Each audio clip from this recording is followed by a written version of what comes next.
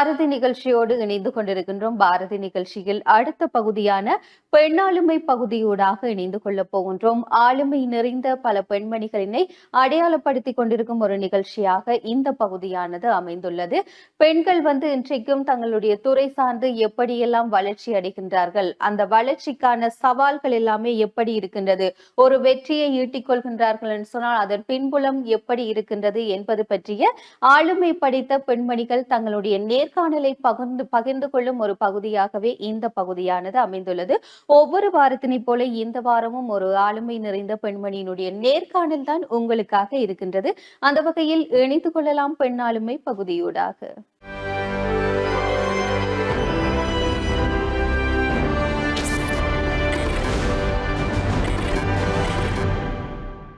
நேர்கள் அனைவருக்கும் இனிமையான சந்தோஷமான காலை பொழுது வணக்கங்கள்.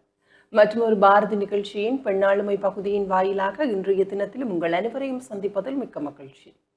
பெண்ணாளுமை பகுதியின் வாயிலாக எங்களுடைய பிரதேசத்தில் இருக்கின்ற பல ஆளுமை நிறைந்த பெண்களை உங்களிடத்தை அறிமுகப்படுத்தி வைப்பதும், அது மாத்திரமில்லாமல் அவர்கள் சார்ந்த சிறியதொரு நேர்காணல் பகுதியாகவும் தான் இப்பகுதி அமைந்து வருகின்றது. அந்த வகையில் இன்றைய நாளிலும் எங்களுடைய நிகழ்ச்சியின் வாயிலாக ஒரு பெண் சுய தொழில் முயற்சியாளர் தான் இணைந்து கொண்டிருக்கின்றார். அவரையும் நிகழ்ச்சியினூடாக வரவேற்றுக் கொள்ளலாம். குறிப்பாக நான் அவருடைய பெயரை சொல்லி அறிமுகப்படுத்த வேண்டும். திருச்செல்வம் ஹேமலதா அவர்கள் தான் இன்றைய நாளிலும் எங்களுடைய நிகழ்ச்சியின் வாயிலாக இணைந்து கொண்டிருக்கின்றார். வணக்கம். வணக்கம். உங்களை இந்த நிகழ்ச்சியின் வாயிலாக இணைத்துக் கொள்வதில் சந்தோஷம். ஒரு பெண் சுயதொழில் முயற்சியாளர், ஒரு பெண் தானாக ஒரு தொழிலை தொடங்கி அந்த துறையிலே முன்னேறி தன்னை ஒரு சமுதாயத்திற்கு ஒரு தனித்துவமான பெண்ணாக உருவாக்கி கொள்ளுகிறாள். அதுதான் பெண்களுக்கான ஒரு சுயதொழில் முயற்சி. அப்படி ஒரு முயற்சியாளரை இன்றைய நாளில் இந்த நிகழ்ச்சியின் வாயிலாக சந்தித்ததுல எனக்குமே மிக்க மகிழ்ச்சி, மிக்க சந்தோஷமாக இருக்கின்றது. ஆரம்பத்திலே உங்களை அறிமுகப்படுத்தி இருந்தேன், ஒரு பெண் சுயதொழில் முயற்சியாளர் என்று தான் உங்களை அறிமுகப்படுத்தி இருந்தேன். சரி, இந்த ஒவ்வொரு துறைகள் இருக்கின்றது, வேலை வாய்ப்புகள் இருக்கின்றது, ஒவ்வொரு துறைகள் இருக்கின்றது. அவற்றையெல்லாம் விட்டுட்டு நீங்க ஒரு சுய தொழில் முயற்சியாளர். ஏனென்றால் நாங்கள் சொந்தமாக ஒரு தொழிலை தொடங்க வேண்டும், நாங்கள் சொந்தமாக உழைக்க வேண்டும், என்னுடைய காசில் என்னை பார்க்க வேண்டும், என்னுடைய குடும்பத்தை பார்க்க வேண்டும் என்று இந்த சுய தொழிலுக்குள்ளே நீங்கள் இறங்கி இருக்கிறீர்கள். இந்த ஆர்வம் உங்களுக்கு எப்படி வந்தது? நான் ஒரு சுய தொழில் செய்ய வேண்டும் என்ற ஆர்வம் எப்படி வந்தது? இது எனக்கு எதேச்சியாக தோன்றப்பட்ட ஒரு விளையாட்டாக தொடங்கப்பட்ட தொழில் தான் என்னோட தொழில். ஒரு சித்திரை வருஷம் வந்தது. சித்திரை வருஷத்துக்கு நார்மலாகவே ஒரு தையலாள்கிட்ட உடுப்புகள் தைக்க வெறிவினம். அப்படி வரும்போது யோசித்தேன், நானும் கொஞ்சம் துணிகளை எடுத்து தைச்சு வைச்சால் அதையே விலைப்படுத்தலாமேன்னு சொல்லி ஒரு விளையாட்டாக தொடங்கப்பட்ட தொழில் தான் இன்றைக்கு என்ன இந்த மேடையில் இருக்கிறதுக்கு காரணமாக இருக்குது. நிச்சயமாக அது நீங்கள் கூறினது போல் ஒரு விளையாட்டாக ஆரம்பித்த ஒரு வேலை தான் இன்றைய நாளில் நான் உழைத்து என்னை நானே பார்த்து கொள்ளக்கூடியதான ஒரு துறையாக என்னை வளர்த்து விட்டிருக்கு என்று பெருமிதத்துடன் சொல்கிறீர்கள். அதுவும் பெண் தலைமைத்துவம் உள்ள குடும்பம். எனது உழைப்பில் எனது பிள்ளைகளை மற்றவர்களை சாராமல் நான் படிப்பிக்கிறேன், சாப்பாடு கொடுக்கிறேன், உடைகள் வேண்டுகிறேன். இன்றைக்கு எனக்கு ஒரு பெருமிதமாக இருக்கிறது. கட்டாயம், நிச்சயமாக அது ஒரு பெருமைப்படக்கூடிய ஒரு விஷயம்தான். குறிப்பாக பெண் தலைமைத்துவ குடும்பங்களை எடுத்துக்கொண்டால் அவர்கள் வேறு யாரையும் சார்ந்திருப்பதில்லை. பெண் தலைமைத்துவ குடும்பங்கள் பெண்களாகவே தாங்களே ஒரு சுயதொழிலை ஒன்று செய்கிறார்கள், அல்லது போனால் வேறு ஏதாவது வேலை செய்து தாங்களே உழைத்துக் கொள்கிறார்கள். அந்த ஒரு தைரியம் பெண்களுக்கு இயல்பாகவே இருக்கின்றது. சொல்லுவார்கள் இல்ல, கட்டாயம் ஆணிட்ட ஒரு விஷயத்தை கொடுத்து செய்ய சொல்றதுக்கும் பெண்ணிட்ட ஒரு விஷயத்தை கொடுத்து செய்ய சொல்றதுக்குமே நிறைய வித்தியாசம் இருக்கு. பெண் ஒரு சின்ன ஒரு விஷயத்தை கொடுத்தாலுமே அதை கொஞ்சம் மெருகூட்டி மெருகூட்டி மெருகூட்டி பெரியதாக்குற ஒரு இயல்பான ஒரு பண்பு பெண்ணிட்ட இருக்குது. அந்த வகையில நீங்க ஒரு தனியான ஒரு பெண் தலைமைத்துவ குடும்பத்தில இருந்து இந்த சுயதொழிலை செய்கிறீர்கள். குறிப்பாக உங்களுடைய சுயதொழிலை பார்க்கின்ற பொழுது ஆடைகளையுமே நீங்க தைத்து கொடுக்கிறீர்கள். அதே நேரத்தில் பைகள் புத்தக பைகள் அல்லது ஹேண்ட்பேக்ஸுகள் அதையுமே நீங்க ஒரு சுயதொழிலாக செய்து கொண்டிருக்கிறீர்கள். அதனுடன் இணைந்து பொம்மைகளையும், அனைவருக்கும் பிடித்த ஒரு விஷயம் பொம்மைகள். இந்த மூன்று விஷயத்தையுமே நீங்க ஒரு 10 தொடங்கும் ஒரு 15 பிள்ளைகளை வைத்து நீங்கள் அதை ஒரு தொழிலாக முன்னேற்றி இன்று வரைக்கும் ஒரு 4 வருடங்களை கடந்து இன்று நிலையிலும் சிறப்பாக பயணித்துக் கொண்டிருக்கிறீர்கள். இந்த அனுபவம் தொடர்பாக சொல்லுங்கள்.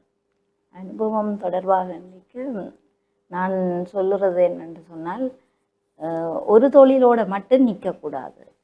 அதோட எங்களுக்கு ஒன்று மட்டும் வருமானத்தை வரும், எங்களால் ஒன்று மட்டும்தான் ஏழும் என்று சொல்லி நாங்கள் நினைக்கக்கூடாது. இதையுமே எங்களால் பெண்ணாகிய அதாவது பொம்பளைகளால் பொறுமைக்கு தாய் பெண். அதே மாதிரி எவ்வளவுக்கு எவ்வளவு பொறுமையாக எவ்வளவத்தை கற்று எவ்வளவத்தை எங்களால் வெளியில் கொண்டு வர முடியுமோ இருக்கிற காலம் கொஞ்சம், அந்த காலத்தில் எங்களை நாங்கள் வெளிக்கொண்டு வர வேண்டும். அதே போல் நான் ஒரு வளவாளராகவும் இருக்கின்றேன். எனக்கு பிறகு இன்னும் நிறைய பேர் இந்த தொழிலை செய்யணும்.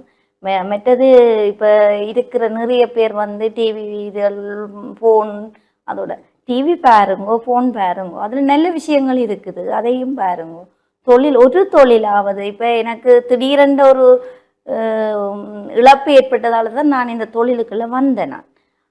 எங்களுக்கு என்ன நடக்கும், மறுகணம் என்ன நடக்கும்ன்றதை யாராலும் சொல்ல முடியும். இப்போ ஒரு தொழில் என்றாலும் வச்சிருந்தீங்களா, பெண்ணோ ஆணோ, ஒரு தொழில் என்றாலும் இருக்க வேணும். இருந்தால் தான் நாங்கள் வாழ்க்கையில் எந்த ஒரு பிரச்சனையையும் எதிர்கொள்ளக்கூடியதாக இருக்கு. கட்டாயம், இது ஒரு சிறந்த ஒரு கருத்து. நீங்க கூறினது போல வாழ்க்கையில எங்களுடைய அடுத்த கட்டத்துல என்ன நடக்கும் என்று தெரியாது. நாங்கள் எதுக்குமே தயாராக இருந்தால்தான் எங்களை சார்ந்து இருப்பவர்களையும் சேர்த்து நாங்கள் பார்த்து அந்த வாழ்க்கையை நகர்த்தக்கூடிய மாதிரி இருக்கும். குறிப்பாக எனக்கு இன்னும் ஒரு சந்தேகம் இருக்கின்றது. நீங்க சுயதொழில் முயற்சியாளராக இருக்கிறீர்கள். இந்த விஷயங்கள் எல்லாம் உங்களுக்கு எப்படி பழகி கொள்றதுக்கான வாய்ப்பு கிடைத்து கொண்டது? நான் சாதாரணமாக ஒரு சித்திரை சந்தைக்கு போன இடத்துல தான் சந்தை முடிஞ்சது, வியாபாரம் முடிஞ்சது, நான் வீட்டை வந்துட்டேன். வந்தோடனே எங்கண்ட பருத்தித்துறை தொழில்துறை திணைக்கள டிஓ என்ன இனங்கண்டு அவள் சொன்ன உம்மால் முடியும், நீர் ஒருக்கா இப்படி சங்கிலியன் பூங்காவிலே ஒரு கண்காட்சி மாதிரி ஒவ்வொரு ஞாயிறு நடக்குது, அங்கே நீர் போகும்னு சொல்லி. அப்போ எனக்கு ஒரு யோசனை, கூச்ச சுபாவம். மற்றது எங்கட சமுதாயம் ஒரு கணவரை இழந்த பெண் கண்டபடி வலிக்கிட்டு திரிஞ்சா அதை ஒரு விதமாக பார்க்கக்கூடிய சமுதாயம். யோசிச்சேன். எனக்கு மூத்தவர் கொஞ்சம் வயசுக்கு வந்தவர் தானே, 18 வயசு. அப்போ மகனை கேட்டேன், தம்பி என்ன செய்வோம்? ஆமாம், மற்றவையை நாங்கள் பார்க்கக்கூடாது, நீங்கள் உங்களுக்கு எது சரி என்று படுதோ அதை நீங்கள் செய்யுங்கன்னு சொன்னார். பேருந்து நான் என்னுடைய உடன் பிறந்த தம்பியாரையும் அவளோட வைஃபையும் கேட்டேன். அப்போ தம்பி சொன்னார், நீ போக்கா, நான் பிக்கப் பண்ணுறேன், பிரச்சனை இல்லை, நான் இருக்கிறேன், யார் கேள்வி கேட்டாலும் நான் பதில் சொல்லுவேன், நீ போன. அந்த விஷயத்தில் நான் இந்த தம்பிக்கும் தம்பியோட வைஃபுக்கும் நன்றி கூற கடமைப்பட்டிருக்கேன்.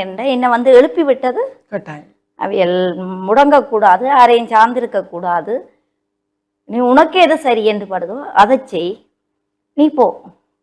அதனூடாக யூடியூப் அதுகள் மூலம் நான் எந்த திறமையை கொண்டு வந்தபடி ஒவ்வொரு எங்கண்ட டிஎஸ் ஆஃபீஸில் 5 பிரிவினர் இருக்கணும். அந்த 5 பிரிவினரும் என்ன கண்டு ஒவ்வொரு பயிற்சியாக தந்து அவைக்கு தெரியும், இந்த பயிற்சியை இவாக்கு கொடுத்தா இவ கட்டாயம் அதை செய்வா என்ற ஒரு நம்பிக்கை எங்களோட டிஎஸ் ஆஃபீஸில் என் மேலே இருக்குது. அதை விட்டு நான் ஒரு பெருமிதம் அடைகிறேன். கட்டாயம் அந்த நம்பிக்கையை காப்பாற்றி தான் இன்றைய வரையிலும் நீங்கள் ஒரு தனிய ஒரு பெண் தலைமைத்துவ குடும்ப தலைவியா இருந்து கொண்டு சிறப்பாக உங்களுடைய தொழிலை நீங்க மேற்கொண்டு இருக்கின்றீர்கள்.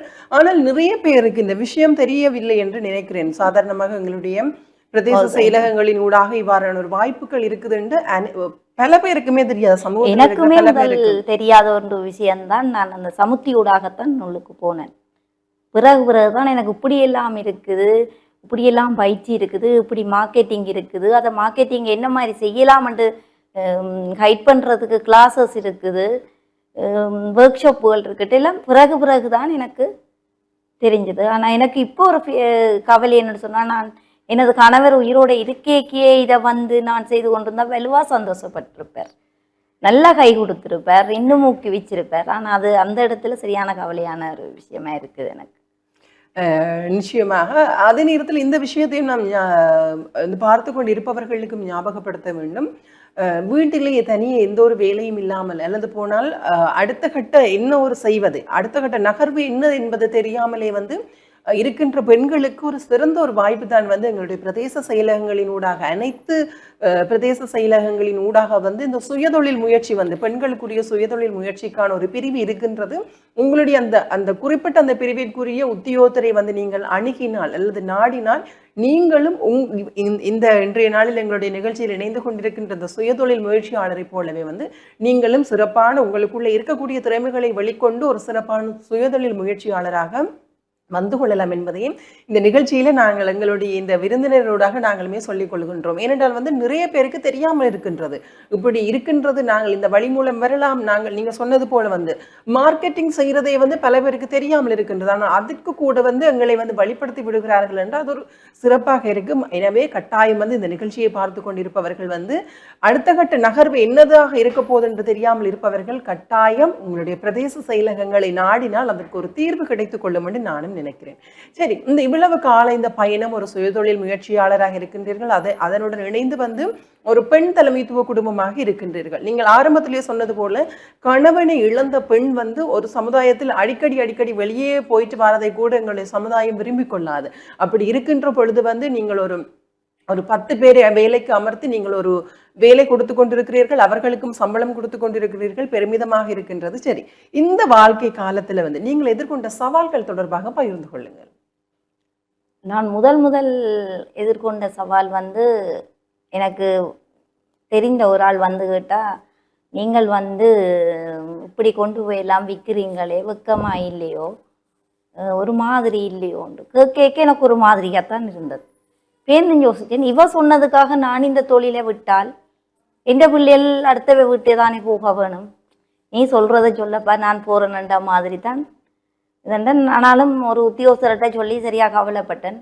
அவ இருந்தா நீர் உம்மட வேலையை பேர உம்மட திறமை தான் கண்டு அவ எரிச்சல் படுகிறா என்று சொல்ல சரி அவ இருந்தா காலப்போக்கில் போகுது. அவ திருப்பி வந்து என்னிடத்திலேயே ஒரு வேலை வாய்ப்பை கேட்குறான். வேலை வாய்ப்பை கேட்கும்போது எனக்கு அந்த மன உறுத்தல் கொடுக்கவோ வேண்டாமோ.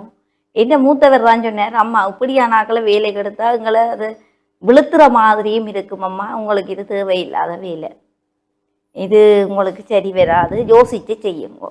நான் எந்த ஒரு விடயத்தையும் மூத்தவரைத்தான் கேட்பேன். அப்போ இது என்ன மாதிரி, இதை என்ன மாதிரி செய்வோம்டா, எனக்கு அவையுமே நல்லா ஹைட் பண்ணக்கூடிய பிள்ளைகள், வளர்ந்தாக்கள் படித்த பிள்ளைகள் தானே அவையும் வந்து. என் சின்னவரை குறிப்பாக சொல்லணும், மூத்தவர் கட்டிங் வெட்டினார்ன்னு சொன்னால் சின்னவர் அதை தச்சு முடிக்கிற அளவுக்கு நான் பழக்கி எடுத்து வச்சிருக்கிறேன். மூத்தவர் வந்து மிஷினில் இருக்க மாட்டார், சின்னவர் என்னை விட வடிவாக தைப்பார். அப்படி என்றைக்கு எனக்கு ஒரு இதுண்டா, சரி நீ படிக்காட்டியும் பரவாயில்லையா, ஒரு தொழில் உனக்கு கையில் இருக்குது என்னென்று சொன்னால், இது வந்து நான் என்னோட கணவர்கிட்ட பேரில் தான் திருகாமன்ஸ் அண்ட் லெதர் ஒர்க்குன்ற ஒரு பேர் வழியில் தான் தொடங்கியிருக்கேன். அப்போ அவர் வந்து காலத்தில் எங்களோட ஊரில் என்ன மாதிரி இருக்கேக்க எல்லாரோடும் அவர்கிட்ட பேர் நிலைச்சி நிற்குதோ அதே மாதிரி இந்த ஒரு எந்த கார்மெண்ட்ஸும் நிறைச்சி நிற்கணும், எந்த காலமும் நிறைச்சி நிற்கணும். அதை கொண்டு நடத்துறதுக்கு எந்த வீட்டு உறுப்பினராக ஒரு ஆள் இருக்கணும்ன்றதை நான் அவரை ஹைட் பண்ணி கொண்டு வரேன். கட்டாயம், குறிப்பாக வந்து ஒரு குடும்பத்தாருடைய ஒத்துழைப்பு இல்லாமல் வந்து பெண்ணுக்கு தனியா வந்து அது கஷ்டமான விஷயம். உங்களுக்கு குடும்பத்தாருடைய ஒத்துழைப்பு வந்து பூரணமாக இருக்குதுன்னு நான் நினைக்கிறேன். சரி, குடும்பத்தாரை தாண்டி உங்களுக்கு இந்த வாழ்க்கை காலத்தில் அல்லது இந்த பயண காலத்தில் வந்து உங்களுடனே கூட பக்கபலமாக இருந்தவர்கள் தொடர்பாக கூறிக்கொள்ளுங்கள். குறிப்பாக வந்து எங்களோட டிஎஸ் சர்வீஸ், டிஓ அபிவிருத்தி உத்தியோகஸ்தர்கள், எங்கள்ட பழைய ஜிஎஸ் சமுத்தி உத்தியோகஸ்தர், எம்இடி, மற்றது எங்கள்ட முதல் இருந்த பிரதேச செயலர் சத்யசீலன் சார் வந்து நல்லா இப்போ வந்தவர், இப்போ தான் வந்திருக்கிறார். அவர் வந்து நல்லா கைட் பண்ணுவார். எங்கள்ட ஒவ்வொரு ப்ரோக்ராம் ட்ரைனிங் ப்ரோக்ராமுக்கு எல்லாம் வந்து நல்லா தட்டி தருவார். மற்றது எங்கள்ட தொழில்துறை திணைக்களம், செட், நெடா, அப்படி ஒரு 5 பிரிவு இருக்கணும், விதாதா என்று சொல்லி அவைகளும் ட்ரைனிங் கொடுக்க போகிறோம் என்றால் என்ன ஒரு கேப்பினம், இல்லை நாங்கள் இந்த ட்ரைனிங் கொடுக்க போகிறோம் வாரீங்கள் உண்டு. மற்றது இன்னொரு இது சொன்னால், எந்த ஒரு ப்ரோக்ராமுக்கும் என்ன போடுவினம் என்று சொன்னால், எனக்கு தேவையோ தேவையில்லையோ நான் அந்த ப்ரோக்ராமில் கட்டாயம் கலந்து கொள்வேன்டா, எனக்குரிய சின்ன விஷயம் என்றாலும் அதில் கிடைக்கும் என்ற ஒரு நம்பிக்கை, எனக்கு என்ற முன்னேற்றத்துக்கு அதில் ஒரு சின்ன விஷயம் என்றாலும் எனக்கு மூளையில் தட்டுப்படும் என்ற ஒரு இதுக்காக எந்த ஒரு ப்ரோக்ராமை அமைச்சிட்டு என்னை கூப்பிட்டாலும் நான் போவேன். அதான் என்னோட டிஎஸ் ஆஃபீஸின் அபிவிருத்தி உத்தியோகஸ்தர்களுக்கு நான் நன்றி கூற கடமைப்பட்டிருக்கிறேன். கட்டாயம், இப்படி வந்து எங்களுடைய வாழ்க்கை காலத்துல வந்து நிறைய பேர் இருக்கிறார்கள், எங்களை தட்டி தூக்கி விடுறதுக்கு நிறைய பேர் இருக்கிறார்கள். அவர்கள் சரியானவர்களாக அமைந்து கொண்டால் எங்களுடைய வாழ்க்கை பயணமும் சிறப்பாக இருக்கும் என்று நினைக்கிறேன். சரி, நீங்க வந்து இந்த பிரதேச செயலகங்களின் ஊடாக வந்து இந்த தொழில் முயற்சிகள் எல்லாத்தையுமே பழகிட்டு, சில பேர் யோசிப்பார்கள் எல்லாத்தையும் நாங்கள் பழகி வைத்திருந்துட்டு அடுத்த கட்டத்துக்கு நாங்கள் போறதில்லை. பழகி எங்களுக்குள்ளே வச்சுட்டு எங்களுக்குள்ளேயே இருந்துருவோம், அடுத்த கட்டத்துக்கு போறதில்லை. ஆனா நீங்க வந்து பழகின விஷயங்கள்ல வந்து நான் இப்படி ஒரு நிறுவனம் ஒன்று ஆரம்பிக்கணும், தொழில் செய்யணும், எனக்கு கீழே வந்து இவ்வளவு பேர் அது சொல்லிக்கொள்ள முடியாது. நாங்க ஆரம்பத்திலேயே யோசிச்சிருக்கிற மாட்டோம் எங்களுக்கு இவ்வளவு பேர் வேலை செய்யணும். பட் இருந்தாலுமே நீங்க வந்து நீங்க பழகின விஷயத்தை உங்களுக்குள்ளே வச்சுக்கொள்ளாம வந்து ஒரு நிறுவனமயப்படுத்தி அது ஒரு தொழில் துறையா வந்து முன்னேற்றி இருக்கிறீர்கள். இந்த ஒரு உங்களுக்கு எண்ணம் எவ்வாறு வந்தது? இது சொல்ல போனால் கல்வி வந்து கொடுக்கத்தான் மூடிக்கொண்டு கட்டாயம். அதே மாதிரி நான் இப்போ ஒரு ட்ரைனிங் கொடுக்க போறேன்னு சொன்னால் பிள்ளைகள் திருப்பி என்ன கேள்வி கேட்பினா, இது மிஸ் இப்படி செய்தா என்னண்டு. அப்போ எனக்கு தெரியாத ஒரு விஷயத்த அந்த பிள்ளையோடாக எனக்கு கிடைக்குது. அதை விட அந்த பிள்ளைகளுக்கு படிப்பிக்க ஒரு சந்தோஷமே இருக்கும். பெரிய பிள்ளைகளாக இருக்கும், வயசு ஒன்று அம்மாக்கள் வருவினம், அவைகளோட இது கேட்கலாம் வேலை சந்தோஷமே இருக்கும். எனக்கு இந்த கவலைகள், துன்பங்கள், இந்த வேலை சுமைகள் எல்லாம் அந்த நேரம் வந்து மறக்கப்படும் போது எனக்கு நல்ல ஒரு சந்தோஷமும் புத்துணர்ச்சியும் இன்னும் வேகமாக வளர வேண்டும் என்ற ஒரு உத்தேசம் இருக்கிறது. கட்டாயம். அது எங்களுக்கு பிடித்த துறையில வேலை செய்கின்ற பொழுது எங்களுக்கு கிடைக்கக்கூடிய ஒரு சந்தோஷம் அதுவாகத்தான் இருக்கும் என்று நினைக்கின்றேன். அதை விட நான் என் மகளுக்கு தான் முதல் அந்த சாரிகளை வெட்டி சட்டையில தைச்சு கொடுத்தேன். அப்போ கோயிலுக்கு போகைக்க எல்லாருக்கும் அப்படின்னா மேர் தைச்சது அம்மா தைச்சுவா, பஞ்சவர்ண கிளி மாதிரி இருக்கு, அவள் கொஞ்சம் நிறமானவா. அப்போ பஞ்சவர்ண கிளி மாதிரி இருக்கு, உங்களோட அம்மா நாங்களும் உடுப்பு கொண்டு வந்தா தைச்சு தருவோம். எனக்கு அந்த அட்வர்டைஸ்மெண்டே என் மகள் மாதிரி. அவள் போட்டு கொண்டு போகிற ஒவ்வொரு சட்டையையும் பார்த்துட்டு அந்த பிள்ளைகள் வந்து திருப்பி தாங்களும் கொண்டு வருவினோம். அப்போ எனக்கு அது ஒரு மற்றவே இப்போ போட்டுக்கொண்டு போகைக்க அந்த தைச்சு கொடுக்குறத விட அவை போட்டுக்கொண்டு போய்க்க அழகாக இருக்க எனக்கு ஒரு சரியான ஒரு சந்தோஷமே இருக்கும். அந்த பிள்ளைக்கு நல்லா இருக்குது இந்த சட்டை, இன்றைக்கு எனக்கு ஒரு திருப்தியாக இருக்குது. தைச்சு கொடுத்து கூலியவுன்றது மட்டும் திருப்தி இல்லை, அவை போட்டுக்கொண்டு போய்க்க அது அழகாக இருக்கணும், நேர்த்தியாக இருக்கணும்.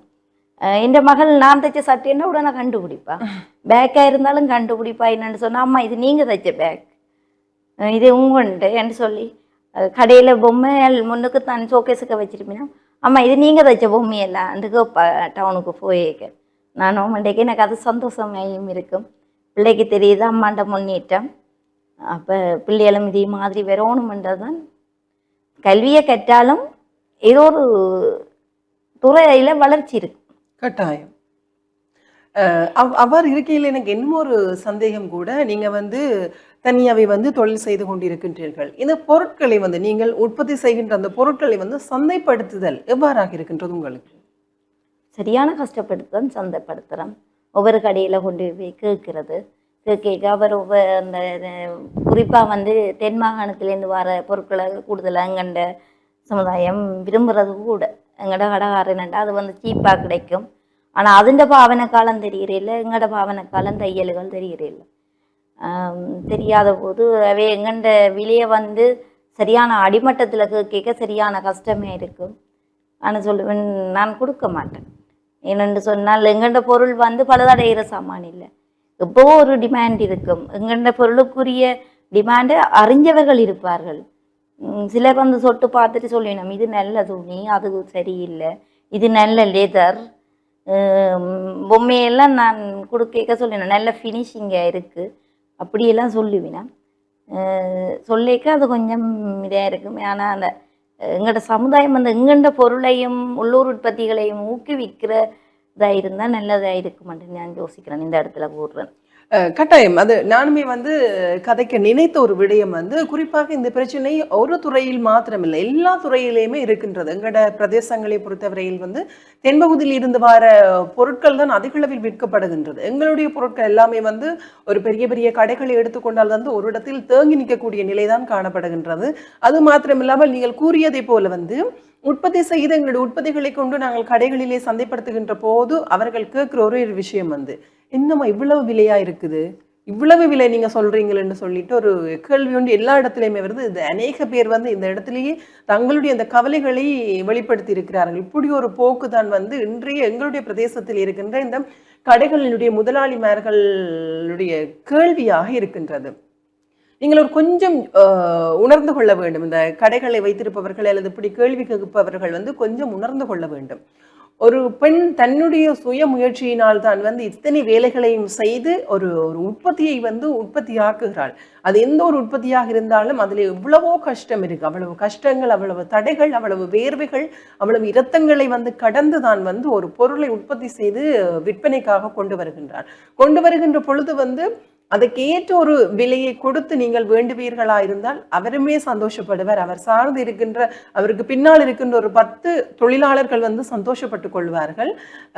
அது இந்த இடத்தில் வந்து நான் முன்வைக்கக்கூடிய ஒரு சின்ன ஒரு ரிக்வெஸ்டாக கூட இருக்குது. ஏனென்றால் வேறு வேறு பிரதேசத்தில் இருந்து வருகின்ற பொருட்களுக்கு கொடுக்கின்ற முன்னுரிமையை காட்டிலும் எங்களுடைய பிரதேசத்திலே இருக்கின்ற பொருட்களுக்கான முன்னுரிமையை நீங்கள் அதிக அளவில் கொடுத்தால் எங்களுடைய பிரதேசத்திலே இருக்கின்ற இந்த பெண்கள் அல்லது போன்ற இந்த சுய முயற்சியாளர்கள், சுய தொழில் செய்பவர்கள் வந்து அவர்கள் இன்னும் லாபம் கூட்டிக் கொள்ளலாம் அல்லது போனால் தங்களுடைய அந்த வாழ்க்கை தரத்தையுமே வந்து உயர்த்தி கொள்ளலாம் என்றது என்னுடைய கருத்தாக இருக்கின்றது. சரி, இந்த இவ்வளவு காலம் நீங்கள் ஒரு பெண் சுய தொழில் முயற்சியாளராக இருந்து கொண்டிருக்கிறீர்கள். 3 விதமான உற்பத்திகளை வந்து உற்பத்தி செய்து வெளியிட்டுக் கொண்டிருக்கிறீர்கள். உங்களுடைய அடுத்த கட்ட நகர்வு என்னவாக இருக்கின்றது? அடுத்த கட்டம் வந்து நான் வந்து பாதணி உற்பத்தி ஒன்றை தொடங்கலாம் என்று இருக்கிறேன். ட்ரைனிங் எடுத்துட்டேன். ஆனால் அதில் சின்ன சின்ன சிக்கல்கள் இருக்கிறபடினால அதை நிலை என் மகன் கொஞ்சம் ஓ லெவல் முடித்து அந்த ஃப்ரீ டைம் வந்து அவரை ஹைட் பண்ணி விட்டுட்டு அதை தொடங்கலாம்னு யோசிக்கிறேன். ஏன்னா அதை ஒரு ஆள் பொறுப்பாக பார்த்து கொள்ள வேணும். ஒட்டுகள் நாங்கள் செருப்பை செய்து கொடுத்துட்டு இருக்கேக்கா அவங்க போட்டுக்கொண்டு போய்க்க வரக்கூடாது. கட்டாயம். அதை எந்த ஒரு தொழிலையும் செய்தால் ஆறாமரை யோசித்து செய்யணுமென்றது என்னோட கொள்கை. அடுத்த கட்டம் வந்து பாதணி உற்பத்தி செய்யலாம்ன்ற ஒரு உத்தேசம் இருக்குது. அது எவ்வளவு தூரம் சாத்தியப்படும்ன்றது எனக்கு சொல்ல தெரியலை. இவ்வளவும் கொண்டு வந்துட்டேன். ஆனால் அது வந்து எனக்கு கொஞ்சம் மனசுக்கு உறுத்தலாக இருக்கிறபடினால அதை நான் கொஞ்சம் டிலே பண்ணி கொண்டிருக்கிறேன். அப்படி இல்லைன்னு சொன்னாலும் ஏதோ ஒரு புது பொருளை அடுத்த வருஷம் மகளிர் தினத்தோட வெளியில் கொண்டு வருவேன். கட்டாயம். இதெல்லாமே வந்து உங்களுக்குரிய ஒரு உந்து சக்தியாக இருக்கும். நீங்கள் இன்னும் முன்னேறுகின்ற பொழுதுதான் வந்து உங்களுக்கு கீழே வேலை செய்பவர்கள் அல்லது உங்களை பார்த்து கொண்டிருப்பவர்களுக்குமே வந்து ஒரு முன்னுதாரணமா இருக்கும். நானும் இவங்களை போல வந்து முன்னுக்கு வரணும்னு சொல்லிட்டு அவங்க வந்து என்னோட நிறைய பேர் நேரடியாகவே கதைச்சிருக்கணும். நீங்கள் இன்னும் இவ்வளோத்தையும் படித்து இவ்வளோத்தையும் செய்கிறீங்கள், உங்களுக்கு மட்டும்தான் டிஎஸ் ஆஃபீஸில் ட்ரைனிங் தான். நான் என்னோட 20 பேர் செய்யணும். ஆனால் அதில் ஒரு ஆள் தான் நான் செய்கிறேன்றதுக்காக எனக்கு மட்டும்தான் பழக்கினம்ன்றது இல்லைன்னு சொல்லி நான் நேரையே சொல்லியிருக்கிறேன். கட்டாயம். அது இந்த விமர்சன கருத்துகளுமே வந்து அதிக அளவில் வர்றது. நீங்க சொன்னது வந்து சரியான ஒரு விஷயம்தான். அது என்ன உங்களுக்கு மட்டும்தான் எல்லாம் பழக்கிறணுமா, உங்களுக்கு மட்டும்தான் சலுகை தாரணமான்ற ஒரு விஷயம் எல்லா இடத்துலையுமே இருக்குது. அது எங்களுடைய சமுதாயத்தை சேர்ந்தவர்களுடைய ஒரு மனப்பாங்குன்னு தான் நான் நினைத்துக் கொள்கின்றேன். அப்படியெல்லாம் இல்லை. உங்களுக்கு ஆர்வம் இருந்து உங்களுக்கு விருப்பம் இருந்தால் கட்டாயம் நீங்களும் போய் பங்கு பெற்று நீங்களும் அந்த துறையிலே வந்து அடுத்தடுத்த கட்டத்திற்கு போகலாம். பழகி வைத்துட்டு, நான் ஆரம்பத்திலே கூறுறது போல, பழகி வைத்துட்டு பேசாமலே இருந்தால் வந்து அதில் பிரயோசனம் இல்லை. பழகின விஷயங்களை வந்து நாங்கள் நடைமுறைக்கு கொண்டு வரணும். பழக்கத்தில் புழக்கத்தில் கொண்டு வந்தால் தான் ஒரு பொருளை ஒரு தொழில முதல் அதை நடைமுறைக்கு கொண்டு வந்தாலே அது தானாலே மற்ற தொழிலை உண்ட இதையும் செய்து பார்த்தால் என்னென்ற ஒரு எண்ணம், இதிலே ஒரு இன்ட்ரெஸ்ட் வரைக்க அது துறை சார்ந்த இன்னும் ஒரு துறைக்கு இன்ட்ரெஸ்ட் தானாக வரும். அப்படித்தான் எனக்கு வந்தது. மெட்டவே என்ன மாதிரி இருக்க. ஆனால் என் அபிப்பிராயம் எல்லாருக்கும் வருமென்றது தான். ஒரு சில செய்யக்க மற்றது நான் இதையும் செய்தா என்னென்று சொல்லி தாங்களாக யோசிப்பினம்ன்றது. வைராக்கியம் இருந்தால், குறிப்பாக சொல்லுவார்கள் தன்னம்பிக்கை எழுது போனால் வைராக்கியமா இருந்தால் வந்து எதையுமே வந்து சாதித்து விடலாம். சரி, இப்ப வந்து நீங்க ஆரம்பத்தில் கதைக்கின்ற பொழுது இன்னும் ஒரு விஷயத்தையுமே கூறியிருந்தீர்கள். நான் வந்து பல இந்த செமினார்கள், ஒர்க் ஷாப்புகளுக்கு வந்து வளவாளராக கூட பங்கு பெற்றிருக்கிறேன். வளவாளராக என்னை அழைப்பார்கள் மாணவர்களுக்கு சொல்லிக் கொடுப்பதற்கு. அந்த ஒரு விஷயம் யாழ்ப்பாணத்தில், குறிப்பாக எங்களுடைய பிரதேசத்தில் வந்து எவ்வாறாக இருக்கின்றது, எங்களுடைய பிரதேசத்தை தாண்டி வேறு பிரதேசங்களிலே இந்த சுயதொழில் முயற்சிகளை வந்து பழகிற பிள்ளைகள் அல்லது பழகிறவர்களின் வீச்சு எவ்வளவு தூரம் இருக்கின்றது? பிள்ளைகள் ஆர்வமாக பழகினம், பிறகு அதே அந்த ஏனோ தானோன்னு சொல்லி விடுற அளவு தான். ஆனால் நான் பச்சிலைப்பள்ளி பல பிரதேசத்துக்கு போயிருந்தேன். அவர்கள் நான் போய் முதல் நாள் ட்ரைனிங் கொடுத்தேன். அடுத்த நாளே தாங்கள் மெட்டீரியலை கொள்வன செய்து தங்களுக்கு தெரிஞ்ச மாதிரி ஒவ்வொன்றை தச்சு கொண்டு வரைக்கேன். நான் படிப்பிச்சதில் வந்து பிரயோசனம் இருக்குன்ற ஒரு திருப்தி ஏற்பட்டது. சில பிள்ளைகள் வந்து அங்கே வந்து எல்லாருமே செய்தார்கள். என்னென்னு சொன்னால் பாதிக்கப்பட்ட பிரதேசம், பாதிக்கப்பட்டவர்கள் இப்போ உடனே அதை செய்ய சில சந்தோஷமாக இருந்தது.